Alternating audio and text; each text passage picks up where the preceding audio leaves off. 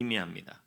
또 경력은 고난을 이겨낸 남다른 이력이나 스토리를 뜻합니다.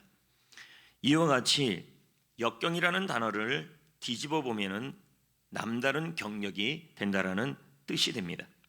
오늘 말씀 제목은 역경을 통하여 남다른 경력이 만들어진다 라는 말씀을 전하려고 합니다. 본문 말씀의 배경은 이렇습니다. 역경으로 남다른 경력을 만든 사람이 나옵니다.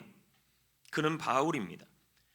사도행전 27장의 바울은 그가 3차 전도여행을 3번의 전도여행을 마치고 예루살렘으로 돌아갔습니다. 그리고 그곳에서 복음을 전한다는 이유로 유대교의 포로가 되어 로마 군대의 포로가 되어 로마라는 나라로 압송당하여 가는 내용입니다.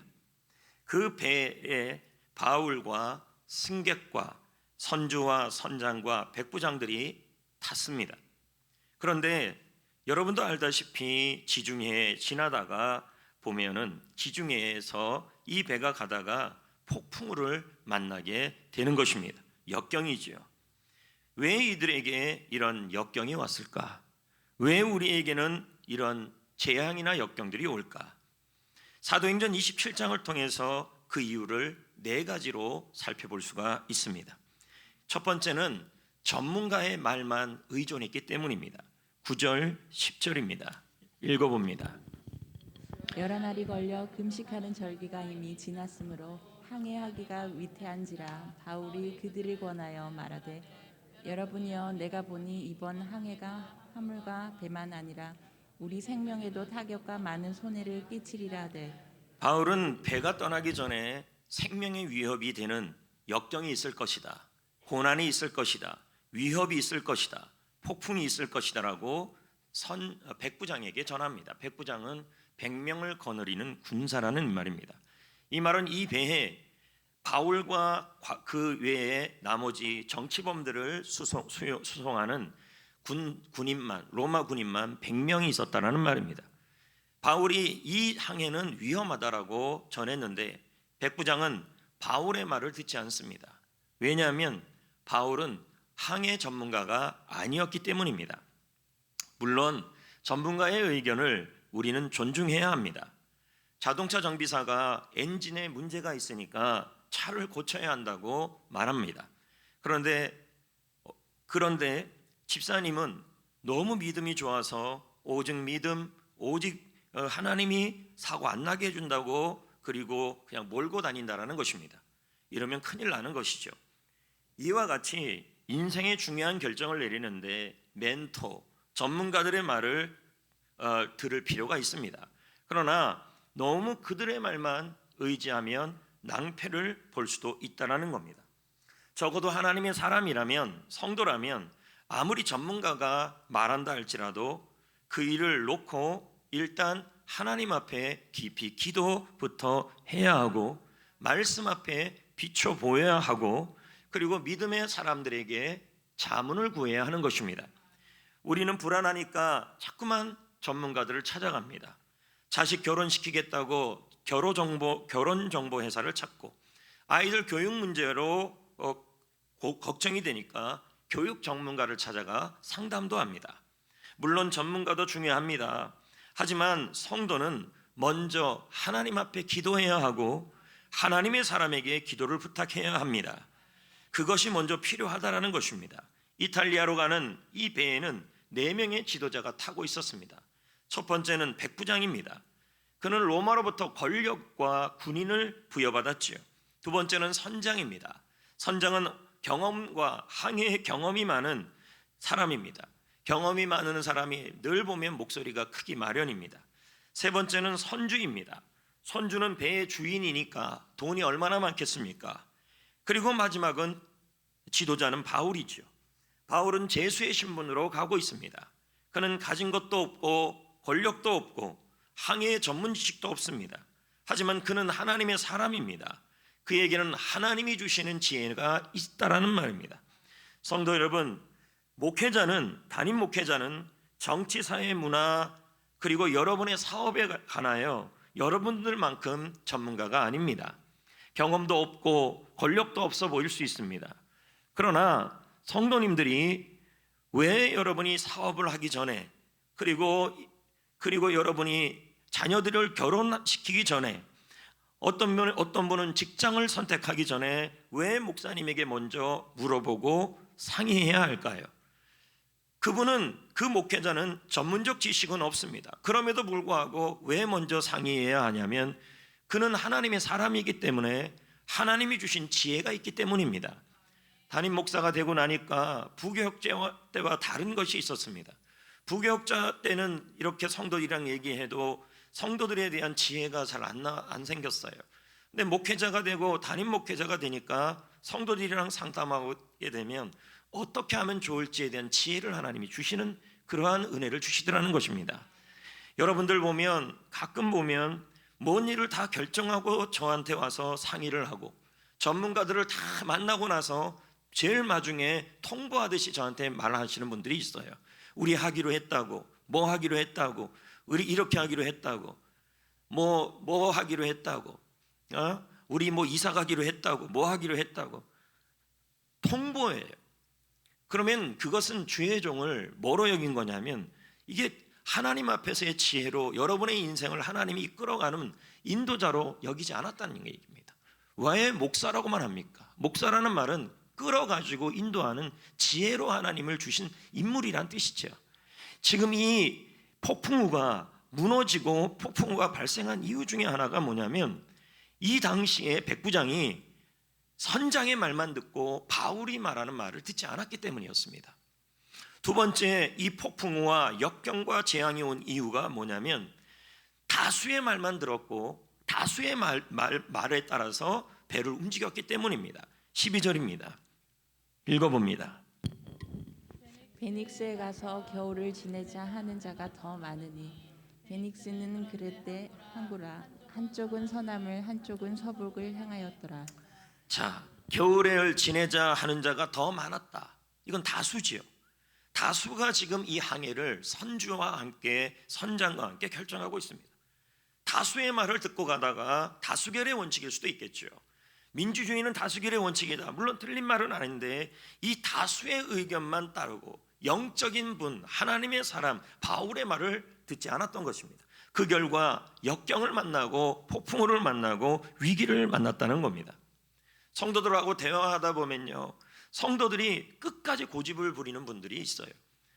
주의 종이 하는 말을 잘 듣지를 않는다는 거죠. 근데 여기 보면 다수의 말을 듣다가 위기를 만나고 역경을 만나고, 그래서 그럽니다. 주위에서 사람들이 다 그러던데요, 주위의 사람들이 다 원하던데요, 이렇게 말하는 경우들이 있다는 거예요. 여러분, 하나님은 다수를 통해서도 일하지만 다수를 통해서 늘 일하는 것도 아니라는 거예요. 왜냐하면 다수가 위험할 때가 있어요. 제대로 분별되지 못하고 영분별이 되지 못하고 바른 하나님의 지혜가 없는 다수의 말은 역경과 폭풍우를 만나게 할 수도 있다라는 겁니다. 히틀러를 독일 지도자로 선택한 것은 독일 다수의 국민투표였습니다. 광해에서 이집트로 돌아가자고 한 것도 다수였습니다. 여러분, 아르헨티나가 국가 부도가 났습니다. 그 부도가 난 것은, 그리고 경제 파탄이 난 것은 복지만 요구한 국민 다수의 비위를 정부가 계속 맞췄기 때문이라는 겁니다. 지금도 우리는 복지 그러는데요, 그 복지만을 강조하기보다는 나라 전체를 다 봐야 되는데 지금 아르헨티나는 복지를 요구한 국민의 다수의 말을 따르다가 나라는 경제가 파탄이 나고 국가가 부도를 맞은 것입니다. 하나님의 사람은 때로는 사람들이 다수가 핍박하고 욕을 해도 외롭게 하나님을 붙들고 하나님의 지혜를 붙들고 걸어가야 할 때가 있습니다. 지금 이 본문의 폭풍우는 다수만의 말을 의지했기 때문입니다. 여러분이 다수의 말을 들을 때 그 다수가 하나님 앞에서 바로 서 있는 사람들의 다수인지, 아니면은 몇몇 사람들의, 그들은 기도도 해보지 않고 하나님께 예민하지 않는 사람들의 말의 다수인지를 우리는 구분할 줄 알아야 합니다. 세 번째는 12절에 계속 이 바울이 탄 배가 폭풍우와 역경과 재앙을 만난 이유가 12절에 등장합니다. 읽어봅니다. 그 항구가 겨울을 지내기에 불편하므로 거기서 떠나 항구에 로마까지 가는 중에 지중해는 너무 아름답습니다. 가다가 여러 항구들이 있는데 그 항구에 처했을 때 겨우 그 항구가 보고 있으니까 너무 불편한 거예요. 그래서 좀 더 나은 항구로 가자고 그 떠나다가 그만 불편하기 싫어서 좀 더 편안한 환경을 찾으려고 떠나서 하다가 결국은 뭘 만나게 됐냐면 유라굴로 강풍을 만나게 된 것입니다. 왜 이런 불행이 왔을까요? 왜 이런 재앙이 왔을까요? 왜 이런 역경이 왔을까요? 그것은 불편함을 싫어하고 편리만 추구했기 때문인 것입니다. 현대사회의 위험이 뭔지 아십니까? 모두가 편안함을 찾고 있습니다. 성경에도 보면 말세가 다가올수록, 저는 수없이 설교를 들으면서 말세의 끝이 왔다고 말합니다. 그러나 요즘만큼, 아니 정말로 말세, 주님의 재림이 멀지 않은 때가 요즘인 것 같습니다. 왜냐하면 앞으로 이 코로나라는 이 병이 위드 코로나가 된다 할지라도 또 다른 이런 질병들은 또 생길 것이고, 예전과 다른 질병은 마치 창세기 11장에 노아의 홍수 이후에 노아의 아들들이 전 세계에 퍼져서 언어가 하나가 되었을 때 더욱더 교만하여 죄를 짓는 것처럼, 지금의 이 시대는 지구촌이 되었고 그 어느 시대보다 전염 속도가 빠르고 하나가 되는 시대가 되었습니다. 보십시오 여러분, 기후변화로 인해서 예전과 다르게 기후변화로 인해서 그리스에서 가만히 있는데도 산불이 나는 시대가 되어버렸습니다. 이런 말세의 상황 속에 지금 우리는 그럼에도 불구하고 귀찮고 힘든 일을 하지 않으려고 하고 있고, 신앙도 편한 것을 찾고 불편한 것을 찾지 않으려고 하고 있습니다. 그런데 이 말씀에 보면 왜 재앙이 왔는가? 왜 예레미야 시대에, 에스겔 시대에 이스라엘의 성전이 무너지고 이스라엘이 포로로 끌려가는 그 재앙이 왔느냐? 당시 민족들이, 당시 유대인들이 하나같이 모두 다 우상을 숭배하며 하나님을 섬기는 모든 것들이 귀찮아서 흠이 없는 제물을 드려야 되는데 대충 흠이 있는 거 드리고, 그렇게 편의주의를 찾는, 편한 신앙생활을 찾는, 편한 예배를 찾는 그러한 형태를 띠고 있었습니다. 지금 이 폭풍우도 유라굴로 강풍을 만나기 전에 불편하기 싫어서 떠난 그런 상황에서 이 불행이 찾아온 것입니다. 지금 우리의 현실을 보십시오. 예배도 불편하고 훈련도 불편합니다. 그러니까 그 편하게 가려고 자꾸만 한다라는 겁니다. 이렇게 편한 거, 불편하기 싫은 거를 자꾸만 찾다가 우리는 역경을 만나고 폭풍우를 만날 수 있다라는 것입니다. 종말의 시대, 이제 마지막 때에 저는 다시 한번 새삼 느끼는 게, 이제는 말세지말이라는 단어를 10년 전에도 썼고 5년 전에도 썼지만 지금은 더 피부로 와닿습니다. 적그리스도가 나타난다는 시대가 왔지만 누가 적그리스도가 중요한 게 아니라 이런 상황에서 우리는 어떠한 태도로 살아가는 게 더 중요하다는 거예요. 얼마나 많이 개인주의가 됐습니까? 신앙도 개인주의입니다. 어느 교회에서 어떤 청년이 예배 후에 청년부가 청소를 하라 그랬더니 그 청소하는 게 싫어서 청소 안 하는 교회로 옮겼다는 거예요.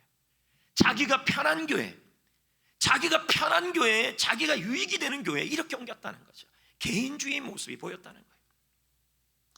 예배 후에 성경을 나누고 말씀을 나누는 모임, 이 모임들을 훈련받는 이 모든 것들을, 불편한 것들을 싫어해서 교회를 옮기고 교회를 바꾸고, 점점 말세가 될수록 이제는 이런 현상들이 나타나는 것입니다. 지금도 보십시오 여러분, 처음에 코로나가 시작됐을 때 뭐라 그랬습니까? 예배 안 나오니까 이상해요, 영상으로 예배 드리니까 이상해요. 근데 지금 뭐라 그런 줄 아십니까? 통계에 따르면요, 익숙해졌다는 거예요. 영상으로 드리는 게 익숙해졌다. 편한 예배 드리는 것이 나와서 드리는 예배가 보다 훨씬 익숙해졌다. 이제 점점 이런 시대가 되어가고 있다는 거예요. 신동식 목사는 말합니다. 교회가 다시 살아나려면, 회생하려면 편안한 교회에서 자발적 불편을 기뻐해야 한다. 불편하더라도 복음을 위해 헌신하는 모습이 있어야 한다. 교회의 외형은 편안함을 제공할 수 있다. 하지만 결코 사람을 회심시키지 못한다. 자발적 불편을 선택할 때 전도의 문이 열린다. 우리 교회 시설이 2년 전하고 지금하고는 천양지차입니다. 너무 시설이 좋아졌습니다. 그러나 이런 시설이 여러분 사람을 회심시키는 게 아닙니다. 이런 시설을 만드는 것은 좀 더 영혼을 구원하고 사람을 회심시키기 위한 도구로 쓸 것이지, 이것들 때문에 여러분들이 더 편안하고 편리하는 그런 것들에만 목적을 두고 있는 것은 아니라는 것입니다. 지금 이 바울이 탄 이 배에 왜 이런 재앙과 역경이 왔는가? 그 이유는 편안함을 찾았기 때문이라는 것입니다.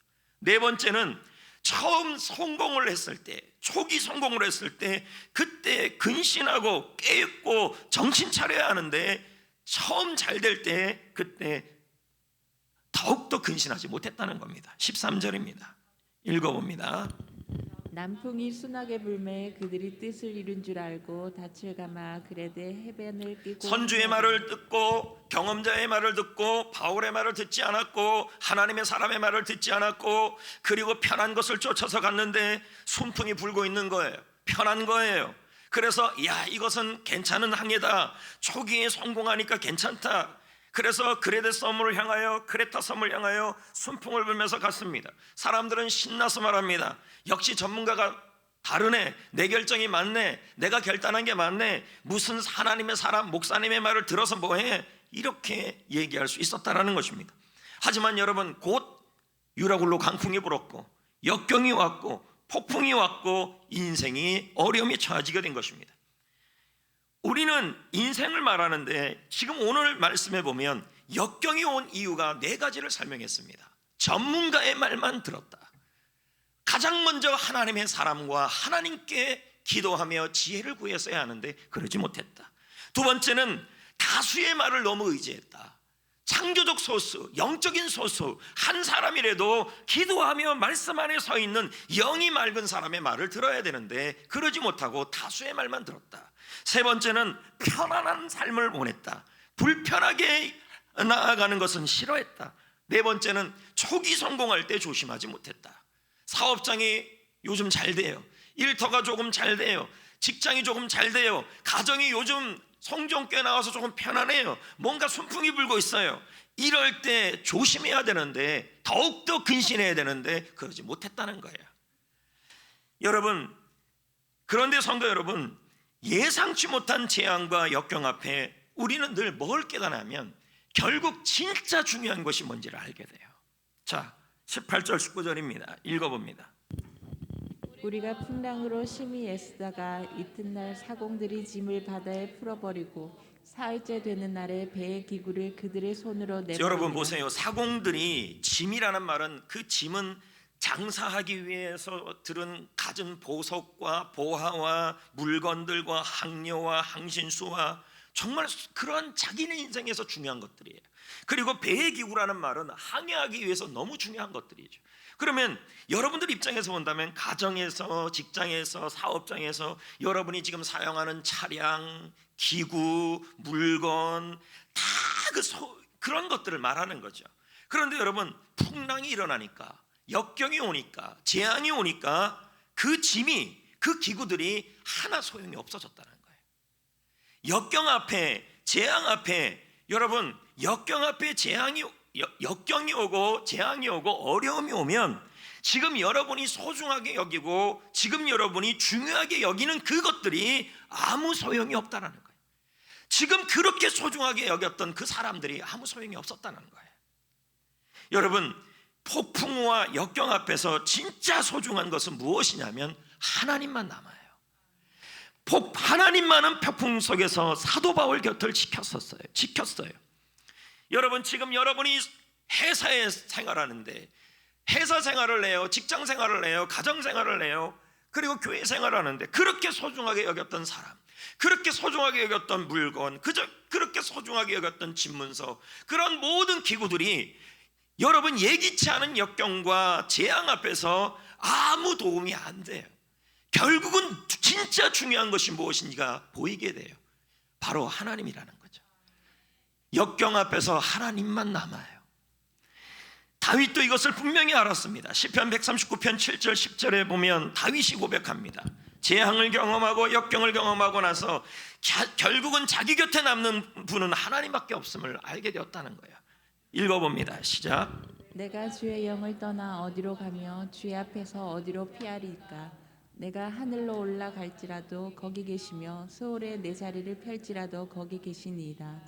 내가 새벽 날개를 치며 바다 끝에 가서 거주할지라도 거기서도 주의 손이 나를 인도하시며 주의 오른손이 나를 붙드시리라. 무엇입니까, 여러분? 역경 중에 수월이란 말은 지옥 같은 곳이죠. 그런 어느 곳에 있든지 간에 모든 내 인생에 소중하게 여겼던 것들이 재앙과 역경과 그 모든 앞에서는 아무 소용이 없었는데 우리 주님은 그곳에서도 계시고 그곳에서도 거주하시고 그곳까지 따라오시고 함께 하신다는 말입니다. 진짜 소중한 분은 주님이에요. 여러분, 죽음 앞에서도 결국 남는 것은 뭐밖에 없냐면 하나님밖에 없어요. 사망의 골짜기를 지날지라도 주께서 함께 하신다. 여러분이 그동안 죽기 전에 쌓았던 집, 물건, 차량, 그 모든 사람들도요, 죽음의 순간에는 여러분 곁에 없어요. 재앙 앞에 여러분 곁에 남지 않아요. 마지막 남는 분은 하나님밖에 없어요. 역경은 진짜 중요한 분이 누구신지를 알게 하여 준다라는 거예요. 그 하나님이 역경과 재앙을 뭐로 바꾸시냐면 바로 경력으로 바꿔주시는 분이십니다. 23절입니다. 읽어봅니다. 내가 속한 바 곧 내가 섬기는 하나님의 사자가 어젯밤에 내 곁에 서서 말하되. 어젯밤은 바울이 인생에서 가장 힘든 밤이었어요. 절망의 밤이었어요. 재앙의 밤이었어요. 역경의 밤이었어요. 여러분에게도 그런 어젯밤이 있을 것입니다. 어젯밤 나의 밤이 낮보다는 밤이죠. 잠을 이루지 못하고 절망하며 가정을 붙들고 삶을 붙들고 인생을 붙들고 교회를 붙들고 또 부모님을 붙들고 자녀를 붙들고 사업장을 붙들고 여러분들이 가장 힘든 밤을 보내는 그때가 있을 거라는 거예요. 그 밤에 그 어떤 것도 남아있지 않았는데, 그 어떤 것도 도움이 되지 않았고 사람도 도움이 되지 않았는데 하나님이 남아서 천사를 보내어 바울을 찾아옵니다. 그리고 바울을 위로하고 바울을 돌봐주시고 바울의 그 역경이, 바울의 그 재난이 하나님의 위로를 받는 남다른 경력이 되게 하겠다고, 이력이 되게 하겠다고, 간증이 되게 하겠다고 말씀하고 있는 것입니다. 어떻게 저떻게 하다가 이제 겨우 폭풍우를 넘겼습니다. 근데 배가 막 깨어지는 상황이에요. 폭풍우는 멈췄지만 이제 또 배가 깨어진 상황이에요. 그랬더니 100명이 넘는 로마 군인들이 제수들이 도망가지 않을까 염려한 것입니다. 로마 군의 군율은 엄격했습니다. 그래서 어떠한 상황이든 제수들이 도망가면 그 제수가 받는 벌을 그 군인이 대신 받아야 했습니다. 그러니 어떡합니까? 로마 군인의 최선의 방법은 루라굴로 강풍을 벗어나서 이제 배가 어느 정박했지만 배가 완전히 무너져 있는 상황이니까 제수들이 도망가니까 이제 자신들이 사는 방법은 제수들을 모조리 죽여야 하는 상황이었습니다. 그러면 바울도 제수입니다. 루라굴로 강풍을 겨우 건졌고 위기를 겨우 넘겼는데 또 위기가 왔습니다. 군인들이 이제는 바울을 죽이려고 하고 있습니다. 그런데 어떤 일이 일어났습니까? 43절입니다. 누가 바울을 살려주는지 보십시오. 시작. 백부장이 바울을 구하려고 하여 그들의 뜻을 막았다. 그들은 누구예요? 로마 군인들이죠. 로마의 군인들입니다. 백부장은 바울과 친하지도 않았어요. 자신도 살기도 너무 바쁜 사람입니다. 그런데 백부장은 전혀 친하지도 않는 바울을 도왔고 지켜주었습니다. 그 이유가 뭐냐는 거죠. 그 이유는 하나밖에 없어요. 하나님의 절대적 간섭이었다. 폭풍우가 잠잠해졌다고 안심할 수 없었습니다. 바울은 크고 작은 역경을 계속 몰아쳤습니다. 이 역경들이, 이 위기들이, 이 재앙들이 바울을 죽일 수 있는 상황이었습니다. 그러나 하나님은 이 위기에서 바울을 지켜주었습니다. 전혀 모르는 사람을 통하여 바울이 가야 할 곳 로마로 이끌어 준 것입니다. 역경이 바울이 복음을 전하는 경력이 되게 하여 주었고, 위기가 바울에게 오히려 기회가 되게 만들어 주온 것이었습니다. 성도 여러분, 창세기에 보면 요셉과 요셉의 형들의 관계를 압니다. 도저히 풀릴 수 없는 문제죠. 가족 간의 문제죠. 여러분들 가족 안에서도, 친지와의 관계에서도 도저히 가족 문제와 부부 관계와 자녀와 부모 관계가 도저히 풀릴 수 없는 그런 일들이 있다라는 거죠. 형들은 죄 없는 동생을 죽이려고 했습니다. 몇 푼의 이집트로 노예로 팔아버렸습니다. 요셉으로서는 너무도 답답하고 억울합니다. 요셉의 인생에 역경이 온 것이고 재앙이 온 것입니다. 평생 한이 되어 이를 갈며 살 수밖에 없는 것이죠. 게다가 억울한 누명을 써서 감옥에 가게 됩니다. 이런 상황에, 이런 문제에 여러분은 이런 문제를 어떻게 풀 수 있겠냐는 거예요. 정말 인간의 눈으로 보면 안 풀려요. 풀릴 수가 없어요. 형의 문제, 형들의 문제, 아버지와의 문제, 보디발의 문제, 보디발의 철의 문제, 술관원장의 문제, 자신의 인생을 도저히 인간의 눈으로 보면 자신의 인생은 재앙이고, 자신의 가정은 재앙이고, 자신의 인생은 풀릴 수 없는 상황에 빠져버린 거죠. 그런데 성도 여러분, 인간의 관점이 아니라 하나님의 관점으로 뒤집어 보자는 거죠. 자살이라는 말을 뒤집어 보면 살자가 되고, 금지라는 말을 뒤집어 보면 지금이 되고, 역경이라는 말을 뒤집어 보면 경력이 되고, 위기라는 말을 뒤집어 보면 기회가 되는 것처럼 하나님의 관점으로 지금의 상황을 인간의 관점이 아니라 하나님의 관점으로 뒤집어 보자는 거예요. 형제들의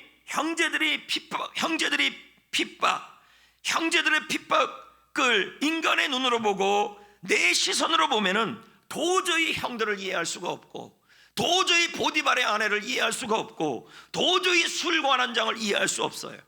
그런데 뒤집어서 본다면, 이 역경을 뒤집어서 하나님의 시선으로 보면 이런 의미가 돼요.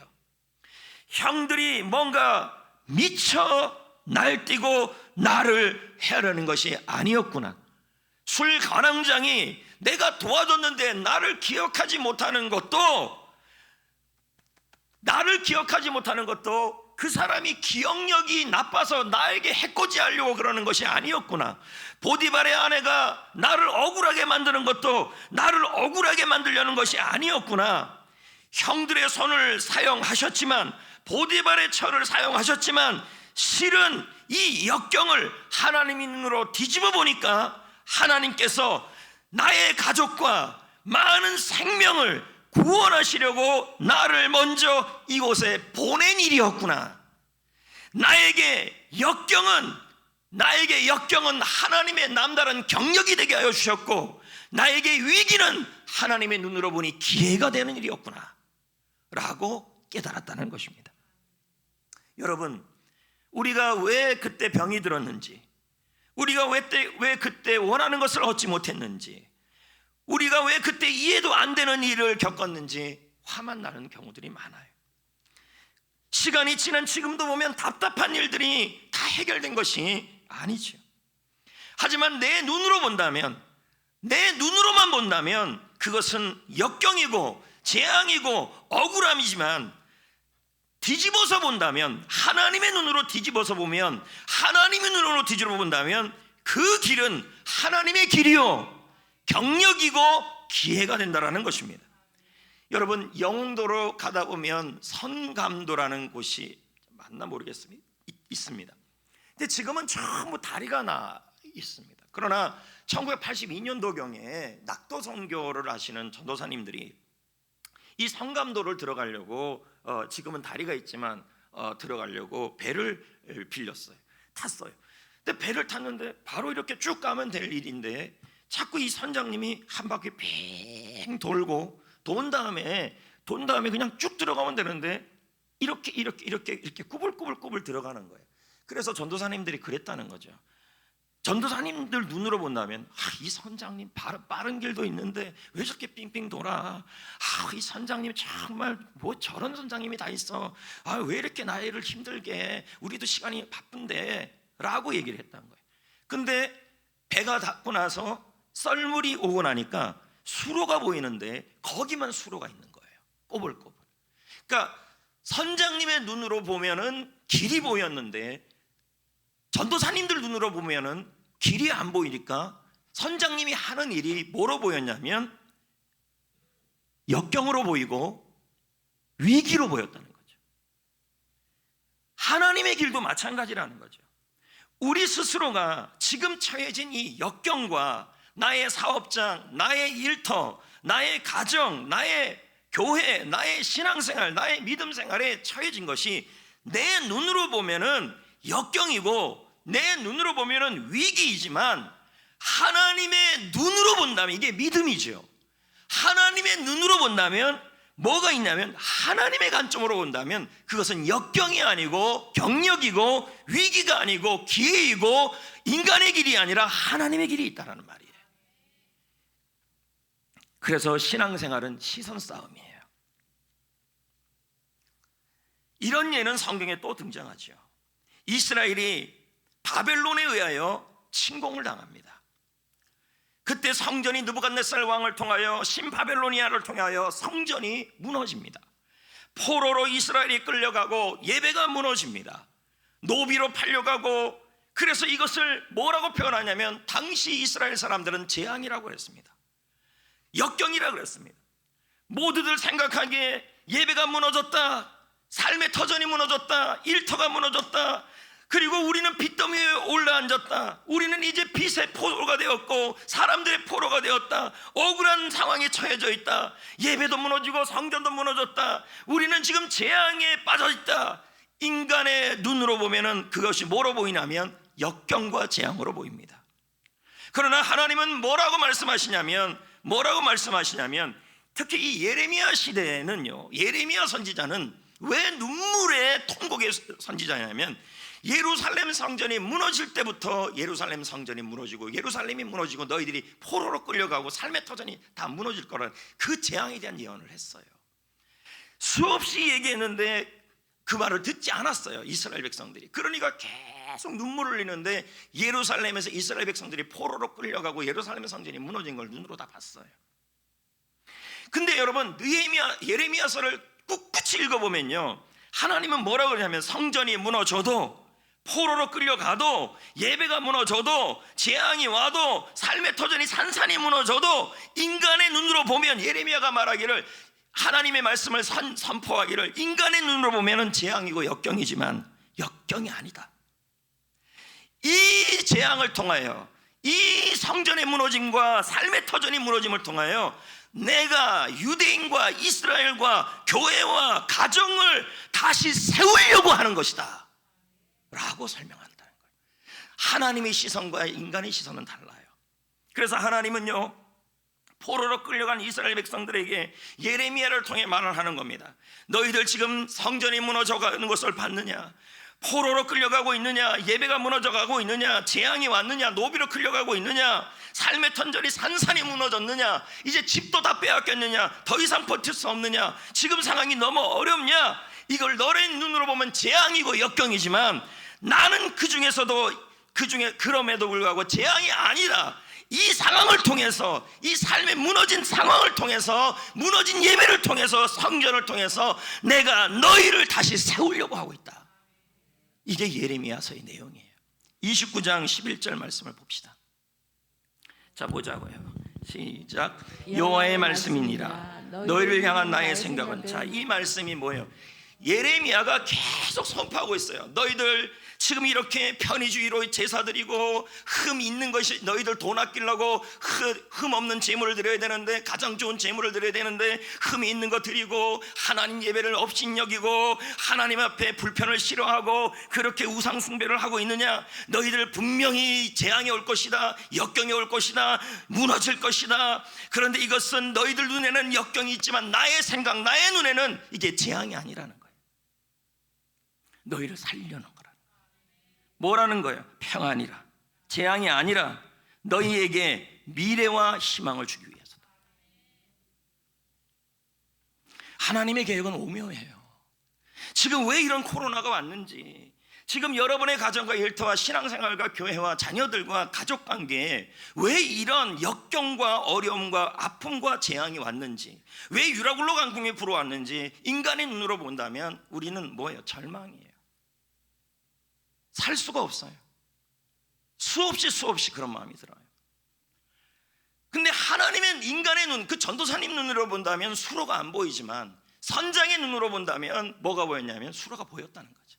경험을 통해서. 하나님의 눈으로 본다면, 하나님은 이스라엘 백성들을 눈으로 본다면 모든 것이 성전이 무너지고 제사가 무너지고 예배가 무너지고 삶의 터전이 무너지고 장사가 무너지고 다 무너지는 것은 결국 인간의 눈으로 본다면 재앙이었어요. 그런데 하나님은 이것이 무너지기 전에도 예레미야를 통해서 계속 외쳤어요. 이 재앙을 통해 너희들 끝나지 않는다. 이것은 끝이 있다. 70년 후에 끝난다. 그리고 너희들의 다시 세울 것이다. 예배당도 다시 세울 것이고 예배도 다시 세울 것이고 다시 너희들을 세워낼 것이다. 하나님의 눈으로 봐라 라고 얘기하는 거죠. 하나님의 계획은 분명히 있습니다. 재앙이 아닙니다. 한국교회와 여러분의 사업장과 개인과 가정에 재앙 같은 일들이 일어난다 할지라도, 역경 같은 일이 일어난다 할지라도 하나님은 그것을 뭐로 보는 거예요? 경력으로 보고 기회로 보는 거예요. 지금의 현실을 보면 답이 안 나와요. 한국의 상황, 한국교회의 상황을 보면 답이 안 나와요. 9월 1일자 연합뉴스 기사에 나왔죠. 거리두기 장기화로 자영업자 10명 중에 4명이 40%가 폐업을 고려하고 있다. 그 이유가 매출 감소이다. 현 상황이 지속될 경우 자영업자들에게 물어봤어요. 3개월 안에 폐업할 것이라는 말들이 지금 나오고 있어요. 이제는 대출을 통한 자금 확보도 어려운 상황이 되었죠. 몇 년 전만 해도 국가 예산이 200조면 됐어요. 그러나 내년 국가 예산이 600조입니다. 400조가 늘었고 이제 이대로라면 내년에 국가 빚이, 국가 채무가 1000조가 넘습니다. 국가가 감당할 수 있는 것에서 50%가 이제 넘어가고 있는 거죠. 정부가 하는 말이 뭡니까? 나머지 정부가, 그 다음 정부가 누가 들어오는지 간에 긴축해 주시면 된다. 자기들은 다 쓰겠다. 이렇게 지금 나오고 있는 거죠. 목회데이터 연구소 연구에 따르면 코로나로 인해 실직 경험을 한 연령대를 조사했습니다. 가장 높은 것이 어디냐면 40대, 그 다음 50대, 30대, 20대. 대부분의 소득이 지금 감소하고 있다는 것입니다. 우리 모두는 역경의 한가운데 있습니다. 폭풍 후의 한가운데 있고 재앙의 한가운데 있는 것 같습니다. 제가 말씀드렸잖아요. 종말하지만 이제 진짜 주님 오실 날이 멀지 않았고, 예수님이 말씀하신 것이, 예수님은 도적같이 오시지만 분명히 징조를 말씀하셨습니다. 그 징조가 진짜 나타나고 있는 것입니다. 코로나 같은 일은 앞으로 또 일어날 것이고 기후변화로 인한 일들은 더 많이 일어날 것입니다. 이제 징조는 확실하게 나타나고 있다는 것입니다. 가정도 교회도 인생도 회사도 직장도 모두 기로에 서 있는 것입니다. 인생의 바람이 너무 강하고 상황이 너무 힘들고 사방에서 압박이 거세고 그래서 걱정이 이만저만 하지 않습니다. 우리를 바라보면 초라합니다. 한국교회 상황을 보면 억울하고 답답합니다. 그러나 이런 것을 경험한 예레미야는 뭐라고 얘기하냐면, 지금의 상황을 재앙으로만 보지 말고, 지금의 이 상황을 역경으로만 보지 말고 하나님의 눈으로 뒤집어 보라고 말합니다. 믿음의 눈으로 뒤집어 보라 그럽니다. 하나님의 시선으로 뒤집어 보라 그럽니다.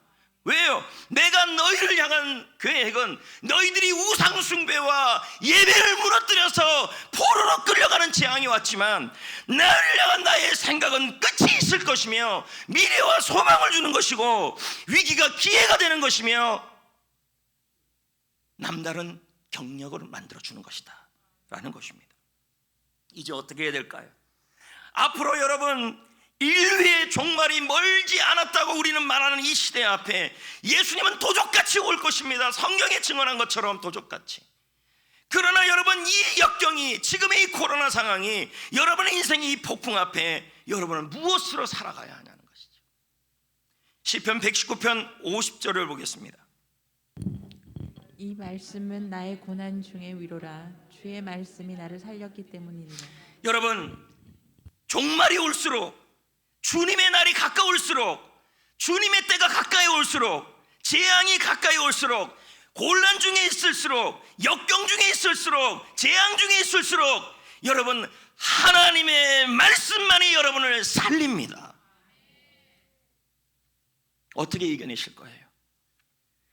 바울이 여러분 유라굴로 강풍 앞에서 뭐로 이 역경을 이겨냈습니까? 아무것도 남지 않았어요. 짐도 다 버리고 배의 도구도 다 버리고 경험 많은 선장과 권력도 아무 소용이 없었습니다. 근데 바울을 살린 게 뭡니까? 바로 주께서 바울에게 하신 말씀이었습니다. 22절 23절에 나오잖아요. 내가 너희를 권하노니 이제는 안심하라. 너희 중에 아무도 생명에는 손상이 없겠고 오직 배뿐이라.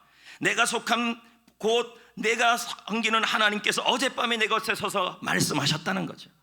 여러분, 고난이 왔을 때, 역경이 왔을 때, 아니 여러분, 이제 혹시나 종말이 갔을 때 코로나 같은 환란은, 더 심한 환란이 교회에 올 수도 있겠죠. 이런 환란이 왔을 때, 역경 앞에 왔을 때 여러분을 살리는 것은 무엇이냐면 바로 주의 말씀인 것입니다. 그러므로 여러분, 지금의 이 시대에서 우리가 승리해야 될 것은 말씀의 길을 열어야 하고, 말씀의 길을 가까이 해야 되고, 말씀을 붙들어야 하고, 말씀을 마음에 새겨야 합니다. 왜요? 말씀만이 영원하기 때문인 것입니다. 사단은요, 미혹을 합니다. 이때일수록 점점점 앞으로 더 합니다. 어떻게 해요? 두 가지예요. 눈과 귀입니다. 유튜브를 보게 하고, 하루 종일 스마트폰을 보게 하고, 신문을 보게 하고, 뉴스를 듣게 하고, 아주머니 아저씨들 모여서 얘기하는 시간을 자꾸 만들고, 그래서 자꾸 카드로 통신 만들어 놓고 눈과 귀를 자꾸만 합니다. 한번 보십시오. 역경이 왔을 때, 여러분, 재앙이 왔을 때, 예수님이 다시 오실 재림의 날이 왔을 때 유튜브, 스마트폰, 신문, 뉴스, 여러분이 들었던 그 이야기거리들이 아무 소용이 없어요. 지금일수록, 이 역경의 시대, 고난의 시대가 왔을수록, 더욱더 재앙의 시대가 왔을수록 여러분이 해야 될 일이 뭐냐면 두 가지를 잘해야 됩니다. 귀와 눈을 열어야 합니다. 말씀을 눈으로 봐야 하고, 말씀을 귀로 들어야 하고, 말씀을 귀로 훈련받아야 하는 것입니다. 나중에 종말이 왔을 때 성경도 보지 못하고, 그리고 교회가 환난을 겪는 그때가 분명히 옵니다. 그때 어떻게 이기겠습니까? 성경을 보지 못한다면 성경을 외우고 있어야죠. 주의 말씀만이 역경과 재앙에서 살리고, 역경과 재앙에서 이기도록 해주는 것입니다. 유튜브를 줄이십시오. 스마트폰을 줄이십시오. TV를 줄이십시오. 신문을 줄이고, 영화를 줄이고, 뉴스를 줄이고, 하나님의 말씀을 가까이 하시고, 말씀의 눈을 열고 말씀의 길을 가까이 하셔야 합니다. 결국은 말씀을 사랑하는 자가, 말씀을 붙잡은 자가 폭풍우를 이겨냅니다. 두 번째는 뭔지 아십니까? 지금의 이 역경, 코로나19라는 재앙, 앞으로 종말이 더욱더 심각해지는 이 말세치만을 상황에서, 주님의 재림이 가까워지는 이 시대에서 우리가 이 역경 가운데 붙잡아야 될 것은 다른 게 아니에요. 교회를 선택할 때도, 교회 생활할 때도 역경 때문에 교회를 왔다 갔다 하는 것이 아니라 오직 사명이 있냐 없냐 하는 것을 보고 움직여야 하는 거예요. 바울을 보십시오. 24절에 뭐라고 얘기합니까? 폭풍우를 만났을 때요, 재앙을 만났을 때. 바울아, 시작. 바울아, 두려워하지 말라. 내가 가이사 앞에 서야겠고, 또 하나님께서 너와 함께 항해하는 자. 하나님이 바울에게 말씀한 겁니다. 너 지금 유라굴로 강풍을 만나서, 역경을 만나서, 재앙을 만나서 어려움을 처하고 있느냐? 너는 죽지 않을 것이다. 걱정하지 말아라. 지금의 이 재앙과 역경과 코로나와, 그리고 이것 때문에 걱정하지 말아라. 너는 로마에 가야 한다. 복음을 전해야 한다. 제자가 되어야 한다. 제자를 세워야 한다. 사명을 기억해라. 역경일수록, 재앙일수록, 어려움일수록, 종말이 올수록 사명을 붙들고 살아라. 사명이 있으면 역경 가운데 무너지지 않는다. 그러나 오늘날 교회는 어떻습니까?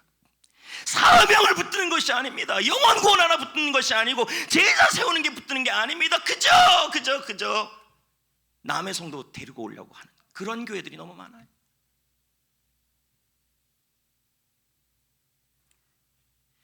오늘날 얼마나 교회 쇼핑들을 많이 합니까? 교회 쇼핑들을. 중요한 것은 그 교회에 불편하냐 안 불편하냐가 아니라 사명을 붙들고 있는 교회여야만 된다는 거예요. 왜요? 재앙 가운데, 역경 가운데 사명을 붙들면 하나님이 사명을 다할 때까지 붙들어요. 역경이 기회가 되게 해요. 오죽하면 예수님이 종말의 때일수록 제발 부탁하는데, 근신하라, 깨어라, 기도하고 있어라. 하지만 우리는 사는 게 너무 바빠요. 여러분, 큰일 납니다. 너무 바빠서 전도하고 제자 세우고 제자되는 이 사명을 놓쳐버리면 어떻게 되겠습니까? 처음 하나님을 만났을 때 그 감격도 다 사라집니다. 지금의 이 시대가 감격과 하나님의 사랑이 사라져가는 시대가 돼서는 안 돼요. 왜요? 주님 오실 날이 멀지 않는 징조들이 너무 눈에 뚜렷하게 보이고 있어요. 사명이 있는 한 역경으로 인해서 무너지지 않아요. 로마 제국의 심장인 로마에 가서 세계복음화를 위해 씨를 뿌리는 것은 하나님이 바울에게 주신 비전과 사명이에요. 바울아, 너 이 사명을 다할 때까지는 죽을 수 없다. 이 사명을 다할 때까지는 역경도 재앙도 너를 건들 수 없다. 사명을 붙들면 무너지지 않는다. 뭘 붙들어야 되냐는 거죠. 존 웨슬리는 말합니다. 나는 사명을 완수하기까지는 불멸이다. 영화를 보면 중요한 작전을 위해서 적지에 침투한 부대원들에게 사령관이 하는 말이 있어요. 사명을 다 완수하기 전까지는 절대로 본부에 돌아오지 말아라. 예수 믿고 바로 죽어도 우리는 됩니다. 천국으로 갑니다. 이미 천국을 얻었는데 뭘 더 바라겠습니까? 그런데 하나님은 우리를 이 땅에 살려두고 있습니다. 왜일까요? 남은 인생을 하나님 앞에서 칭찬거리를 만들 그런 기회를 지금 주고 있는 것입니다. 하나님은 지금 말씀합니다. 사명이 있다. 재앙이 올수록, 역경이 올수록, 가정의 재앙, 인생의 재앙, 역경이 올수록, 그리고 교회 생활에 어려움이 올수록 더욱더 그 역경을 거꾸로 하나님의 관점으로 봐라. 그 역경은 사명도 무너뜨리지 못한다. 사명을 완수하기까지 너는 본부에 올 수 없다. 사명을 완수하기까지 천국 갈 수 없다. 천국에 돌아갈 수 없다. 사명을 다할 때까지 어떤 역경도 너를 죽일 수 없다. 재앙도 죽일 수 없다. 우리는 뭘 붙들어야 합니까? 코로나가 일어나니까 가장 먼저 나타나는 일이 전도가 멀어지고, 예배가 멀어지고, 셀모임이 멀어지고, 제자 세우는 게 멀어지고, 재생산이 멀어지고. 어떤 목사님이 그런 말을 하잖아요. 코로나는 우리 믿음의 가늠대가 될 것이다. 코로나일수록, 바울처럼 유라굴로 강풍을 만날수록, 예레미야처럼 재앙이 올수록 더욱더 하나님의 복음을 전하려고 내 심장에 불을 붙는다고 그렇게 살아갔던 예레미야가.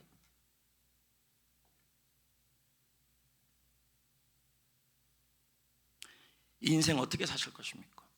주님은 도적같이 오지만 분명한 종말의 징조들이 와요. 난리가 일어날 것이다. 지금 얼마나 난리입니까? 과거보다 제가 보기에는 더해요 지금. 그러나 온 세상에 복음이 전파되어야만 종말이 올 것이다. 그러나 이게 쉬워졌어요. 왜요? 인류가 지구촌이 되었기 때문에 복음의 선포 속도는 빨라질 거고, 다 듣게 되는 속도는 빨라질 거예요. 그렇다면 이제 멀지 않았다는 얘기죠. 인종과 가정과 종교와 동성애 문제 난리예요. 좀 이따도 말씀드렸지만 이렇게 갈등이 심한 시대가 언제 있었습니까? 민족과 민족끼리 싸우고, 지금은 힘의 논리 때문에 곳곳에 재난이 일어나고 재앙이 일어나고 종말의 징조가 자꾸 보이는 거죠. 여러분, 지금의 현실에 여러분의 사업장, 여러분의 가정, 여러분의 인생, 여러분의 자녀, 여러분의 교회 생활, 일터 직장 생활에 분명히 여러분 재앙도 오고 역경도 오지만 중요한 것은 이럴 때일수록 사명을 붙들고 살아가셔야 할 줄 믿습니다. 사명을 꽉 붙들고 살아가는 사람은 하나님이 지키시고, 역경이 경력이 되게 하시고, 위기가 기회가 되게 하시고, 사명과 말씀이 준비되어 있는 사람은 무너지지가 않아요. 지금 말씀 봅니까? 이런 상황이 무슨 제자 훈련이에요? 이런 상황이 무슨 셀 모임이에요? 아유 귀찮아요. 이런 상황에서 이런 상황에서 무슨 전도예요? 무슨 열린 모임이에요? 무슨 초대 만찬이에요? 무슨 셀 모임이에요?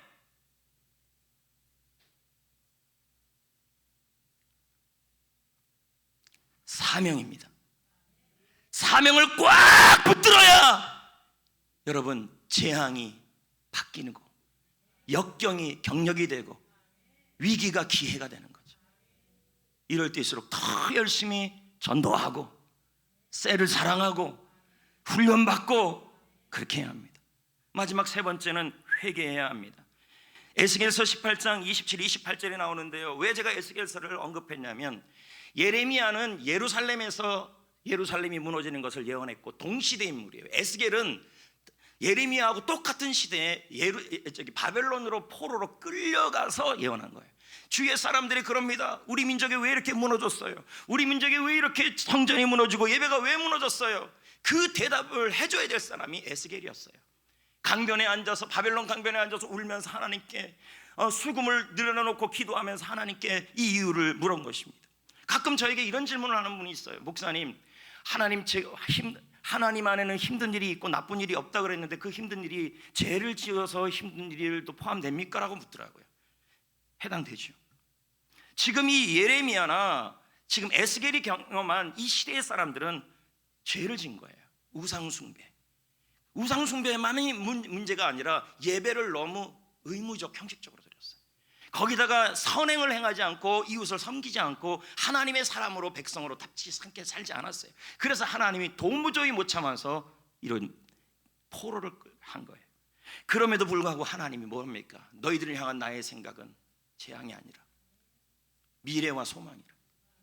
역경은 경력이 되게 할 것이다. 말씀을 붙들어라. 사명을 붙들어라. 그리고 세 번째 에스겔에게 말합니다. 너희들 회개하라. 에스겔서 18장 27, 28절입니다. 만일 악인이, 이 악인은 바로 유대인들을 말하죠. 시작. 만일 악인이 그 행한 악을 떠나 정의와 공의를 행하면 그 영혼을 보전하리라. 그가 스스로 헤아리고 그 행한 모든 죄악에서 돌이켜 떠났으니 반드시 살고 죽지 아니하리라. 뭐 하라는 것입니까? 너희들 회개하라. 너희들의 예배가 무너진 거, 나는 예배 잘 드렸는데 안 드린 사람들의 문제예요. 그리고 우리 민족이 우상숭배에서 이렇게 됐어요. 그렇게 하지 마라. 민족의 모든 죄를 가슴에 품어라. 그리고 그 모든 것을 가슴을 치며 이 민족을 위해, 자신을 위해 회개를 해라. 기도의 불을 붙여라. 그러면 영혼이 보존되고 너희들은 살아날 것이다 라고 에스겔이 말한 거예요. 하나님의 말씀. 지금 우리나라를 보십시오. 거대한 역경을 만났습니다. 겉보기에는 대단한 나라가 되었습니다. 전쟁의 폐허를 딛고 일어난 나라, 반세기 만에 세계 경제 10위권을 진입하며 이것을 자화자찬하는 나라가 되었습니다. 한국 휴대폰과 자동차가 전 세계를 휩쓸고 있습니다. 한국 드라마와 K-팝으로 한류 열풍을 일으킨 문화 강국이 되었습니다. 이거 몇 년 전에도 상상도 못할 일들이에요. 그런데 여러분, 속을 들여다보면 하나님 보시기에 우리나라의 영적 현실은 먹구름이었습니다. 폭풍 자체였습니다. 우리나라 청소년들의 상당수가 학교폭력 피해자이며 가해자이고 방관자입니다. 아이들의 말과 행동은 얼마나 폭력적이고 잔인한지 모릅니다. 저는 엊그저께 신문을 잠깐 보는데 그걸 봤습니다. 10대 청소년이, 제천의 10대 청소년이 60대 할머니에게 담배 심부름을 시켰다. 그리고 할머니를 구타했다. 저는 이런 뉴스를 본 적이 없어요. 예전에는. 갈수록 강팍해지는 시대가 되어버린 거죠. 음란 사이트 접속하는 남성이 어린아이부터 어른들까지 광범위하게 퍼져 있습니다. 너무도 많은 분들이, 남성들이 음란 사이트에 접속하고 있습니다. 동성애 문제는 너무도 심각한 상황에 처해져 있습니다. 대한민국 인권위원회라는 이 정부기관이 공중파 드라마에서 동성들이 입을 맞추고 키스하는 장면을 내보내지 않았다고 하여서 경고 주는 사회가 되었습니다. 내보내라는 거예요. 동성이 성적 관계를 하는 걸 다 내보내라는 거예요. 공중파에. 인권위원회가. 동성애법, 건강가정법, 낙태법, 평등법, 이것들이 이제 일반화가 되는 시대. 지나친 음주 문화의 피해도 심각합니다. 남녀노소 할 것 없이 술 먹고 길거리에서 쓰러집니다. 음주운전도 합니다. 다른 사람들을 때리고 물건을 파괴해도 뭐라고 얘기하면서 넘어갑니까? 술이 죄라 그럽니다. 엊그저께 신문 못 봤습니까? 한 20대 여성이 술을 잔뜩 먹고 가정이 있는 남성을 향하여 술 먹으라고 폭력을 가했는데 그거 안 했다 그래서 남성을 구타했습니다. 그래서 왜 반영하지 않았냐 했더니 내가 움직이면 성희롱이라는 그 인권에 걸리는 줄 알고 가만 맞았다는 거죠. 그러면서 뭐라 그럽니까? 술이 죄지. 가정폭력, 돌발범죄 상당 부분이 술입니다.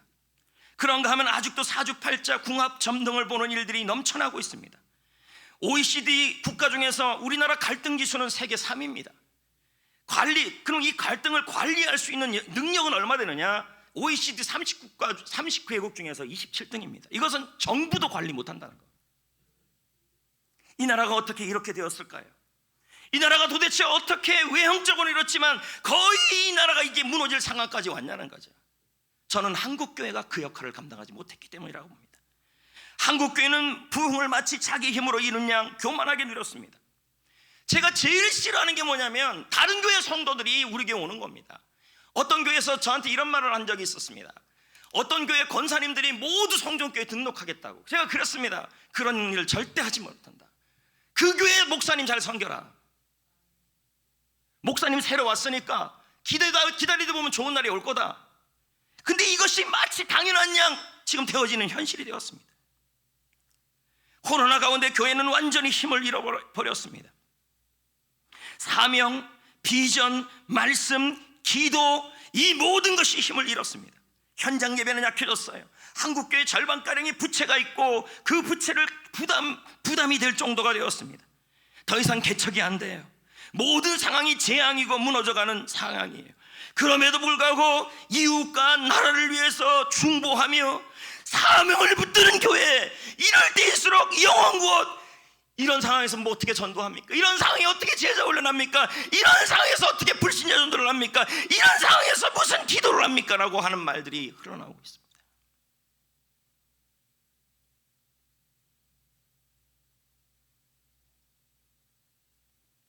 그 옛날 예레미야는 무너져가는 예루살렘을 보면서 동역자를 찾았어요.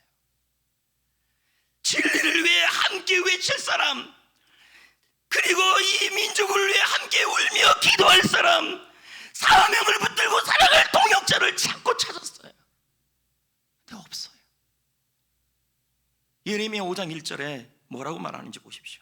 나라가 무너져가고 재앙이 오고 산산이 삶의 터전이 무너져가는 그 현실 앞에서 예레미야는 하나님의 말씀을 붙들고 같이 사명을 붙들고 재앙이 온다고 영혼고 멈추지 말아라, 재앙이 온다고 쓰러지지 말아라, 재앙이 온다고 고난이 온다고 역경이 온다고 기도의 불을 꺼뜨리지 말아라, 같이 기도하자, 살아나자, 이럴 때일수록 또 기도하자라고 사람을 찾으러 나갔어요. 5장 1절 시작. 너희는 예루살렘 거리로 빨리 다니며 그 넓은 거리에서 찾아보고 알라. 너희가 만일 정의를 행하며 진리를 구하는 자를 한 사람이라도 찾으면 내가 이 성읍을 용서하리라. 진리를 붙들고 사명을 붙드는 사람, 기도의 불을 붙드는 사람, 같이 기도를 깨우는 사람, 그 사람 하나님의 말씀을 붙들고 역사의 주관자이신 하나님을 붙들고 같이 동역할 기도의 동역자, 사명의 동역자, 말씀의 동역자를 찾고 찾았는데 한 명도 없었다는 거죠. 다시 기도의 불을 붙여야 되는데, 다시 새벽을 깨워야 되고 게스트를 위해 기도해야 되고 나라를 위해 함대를 띄워야 되는데, 새벽에 좀 기도 좀 하자 그러면, 우리 함께 좀 기도의 불을 붙이자 그러면 여러분들은 뭐라고 저한테 대답하십니까? 제 심정이 예레미야 심정이 아니겠습니까? 나가서 진리를 구하고 같이 기도할 사람 한 사람을 찾으면 되겠는데, 제자 훈련 마치고 나서 점검자들하고 이렇게 얘기해 보면, 아유 왜 못했어요? 그러면은 아유 목사님 죄송해요, 이렇게 하면 안 된다는 거죠. 하나님은 말씀하십니다. 한국이라는 배가 어둠의 폭풍 속에 있다. 한국교회라는 배가 재앙의 폭풍 속에 있다. 우리의 가정과 일터가 말세의 폭풍 속에 있다. 내가 그 배에 바울이 되라고 내가 너를 지금 너의 일터에, 너의 가정에 지금 두었다. 사명을 가진 그 바울 때문에 하나님이 뭐라고 그러지 않습니까? 바울아, 네가 사명을 꽉 붙들고 있으면 너 때문에 그 배에 있는 사람들 다 살 것이다. 그런데 너는 왜 요나처럼 배 밑창에 누워만 있느냐? 왜 세상 탓만 하고 있느냐? 해답은 너에게 있다. 느헤미야처럼 민족을 위해 회개하라. 예레미야처럼 말씀을 붙들고 사명을 붙들고 일어나라.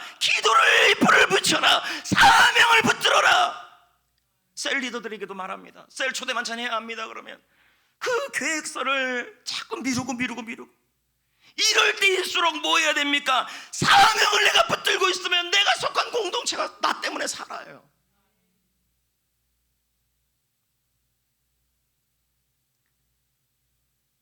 새벽을 깨우라는 거죠. 위기가 기회가 될 거라는 거예요. 코로나는 여러분을 향한 하나님의 믿음의 지금 잣대예요. 과연 어떻게 하느냐. 앞으로 이거보다 더 심한 환난들이 올 텐데. 왜요? 종말이 올수록 환난은 심해질 거라는 거예요. 교회 핍박도. 그런데 걱정할 게 없다라는 거예요. 왜요? 주님이 하나님의 백성을 향하여서 사명을 붙드는 자에서는 지키시고 주님 맞이하게 하신다. 이제 말씀을 맺겠습니다. 밀레의 만종이라는 그림을 잘 아실 것입니다. 루브르 박물관의 소장 중에 있어요. 프랑스의 국보와 같은 거예요. 값을 매길 수가 없어요. 그런데 이 그림은 너무도 슬픈 스토리가 있어요. 젊은 부부가 처음에 이 그림을 그렸을 때 젊은 부부가 그 그림의 모양이 저래요. 저렇게 서 있는데 석양 앞에 원래는 저 앞에 있는 그 감자 바구니가 원래는 아기 간이었어요. 죽은 아기를 묻으려는 장면이었다는 거예요. 이 그림을 그릴 때 밀레는 너무 가난했어요. 그래서 그림을 그릴 돈이 없어서 친구한테 내가 그럼 저 그림을 너한테 인수할 테니까 나한테 그림 그릴 수 있는 돈을 좀 빌려달라. 그래서 그림을 그렸어요. 다 그렸는데 거기에 저기 바라보고 기도하는데 죽은 아이를 묻으려고 기도하는 장면이었어요. 너무 그림이 칙칙하고 너무 어두워 보이니까 섬뜩해 보이니까 이 돈을 빌려준 친구가 저 아기 관을 이만한 관을 감자 바구니로 바꿔달라 그랬어요.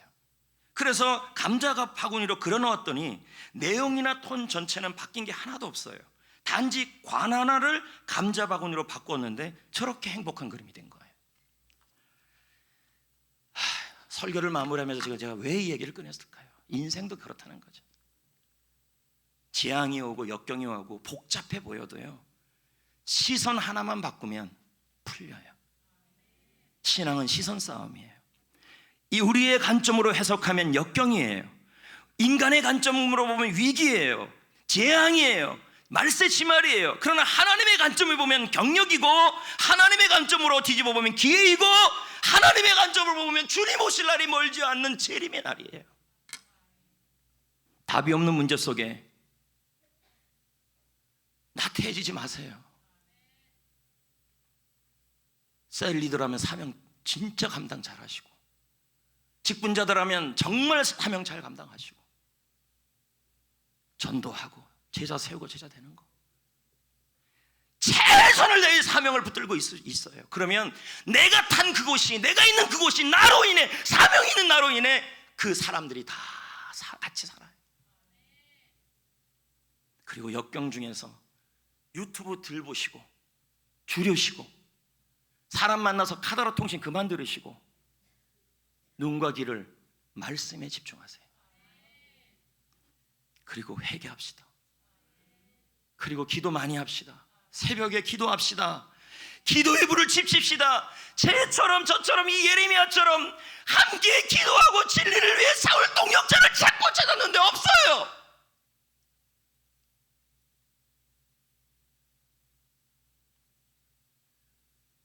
그래서 저는 제자훈련 마지막에 목사님과 함께 생명을 걸고 한다는 말을 이제는 안 믿어요.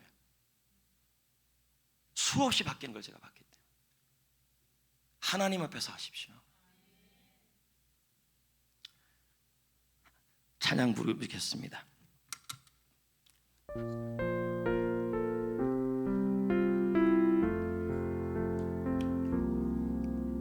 하나님 계획은 오묘하셔서 우리가 측량할 수 없으며, 하나님의 뜻은 분명하셔서 우리가 거역할 수 없도다.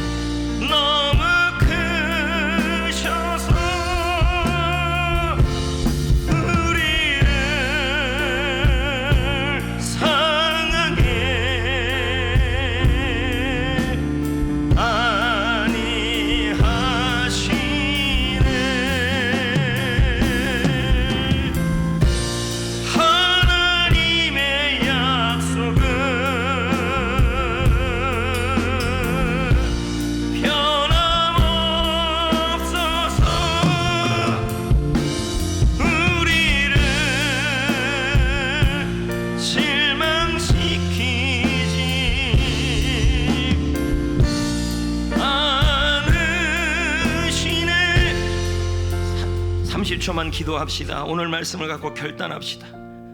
주님 오실 날 종말의 징조들이 보이고 있습니다. 여러분의 상황 속에 재앙들이 오고 있습니다.